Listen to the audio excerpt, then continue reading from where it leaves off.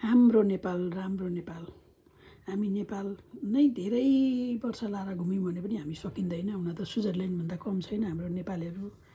पाखा पखेरु झरना खोला नालाहरू यति सुन्दर मनमोहक नेचुरल दृश्य छ, अर्ग्यानिक दृश्यहरू हाम्रो नेपालमा छन्। घुम्न यति ठाउँ छ, यति राम्रो राम्रो ठाउँ हामीले घुम्न बाँकी छ। हुन त म पनि एक दुई ठाउँ यसो देश विदेश एक दुई दिन घुमेर त आइयो, तर यहाँको जस्तो नेचुरल चाहिँ छैन। धेरै ठाउँमा चाहिँ आर्टिफिसियलै छ, राम्रो छ, सफा छ, हराभरा छ, मन आनन्द आउँछ विदेशमा पनि। तर यस्तो नेचुरल चाहिँ हुँदैन, आर्टिफिसियलै हुन्छ वहाँ चाहिँ। जति पनि जे पनि प्रायः आर्टिफिसियलै छ। अब दुबईको एयरपोर्टभित्र हामी के अरे कतारको एयरपोर्टभित्र बसे, हमाद एयरपोर्टभित्र बस्दा पनि नेचुरल जङ्गल भनेर कति मजाले भित्र जङ्गलहरू रोपेको छ, आनन्द आउँछ। देश विदेशमा पनि राम्रो राम्रो ठाउँहरू छन्। मान्छे यहाँबाट हामी लाखौँ खर्च गरेर सिङ्गापुर, मलेसिया, बाली, स्विजरल्यान्ड हामी विभिन्न देशहरू घुम्न जान्छौँ।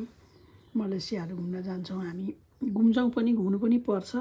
तर आफ्नो देश नेपालमा हेर्नु त यति सफा, यति नेचुरल, यस्तो राम्रो राम्रो ठाउँ छ। यो त के हो र, झापाको दमकमा माथि चपेटी भन्ने ठाउँको एउटा सानो दृश्य हो। हामी पश्चिमतिर गयौँ भने, हामी मनाङ मुस्ताङदेखि हुँदै हुँदै विभिन्न ठाउँमा गयौँ भने यति राम्रो राम्रो दृश्य छ, यति नेचुरल दृश्य छ। र पनि हामीले घरकी मुर्गी दाल बराबर हामी बुझ्दैनौँ। हामी देश विदेश जान चाहिँ हामी पैसा खर्च गरेर सक्छौँ, तर हामी आफ्नो नेपालमा अलिकति दुःख गरेर हो। बाटोघाटोको असुविधा छ। हाम्रो अब देश बनाउन सक्ने राम्रो नेताहरू हाम्रो हातमा पर्नु भएन होला। बाटोघाटो सुविधा छैन, दुःख चाहिँ दुःखै छ घुम्न जानलाई। बाहिर जस्तो अब सरल सबै कुराको सुविधा, बाघहरूको प्लेनहरूको सुविधा छैन।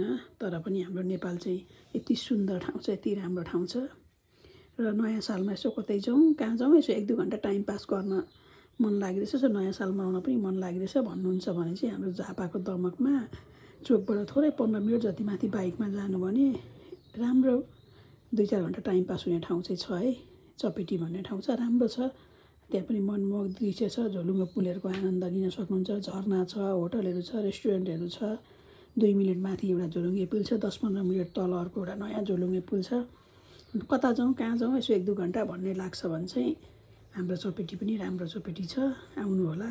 शान्त वातावरण छ, सफा छ, हराभरा छ, मनमोहक दृश्य छ। हजुरहरूलाई 82 सालको नयाँ सालको मङ्गलमय शुभकामना। देश विदेशमा सरिएर बस्नुभएको नेपालीहरूलाई आउनुहोस्। झापामा पनि राम्रो राम्रो घुम्ने ठाउँहरू छ है। धेरै राम्रो ठाउँ छ झापा पनि। यो चाहिँ दमक चपेटीको हो। सबैजना आउनु होला।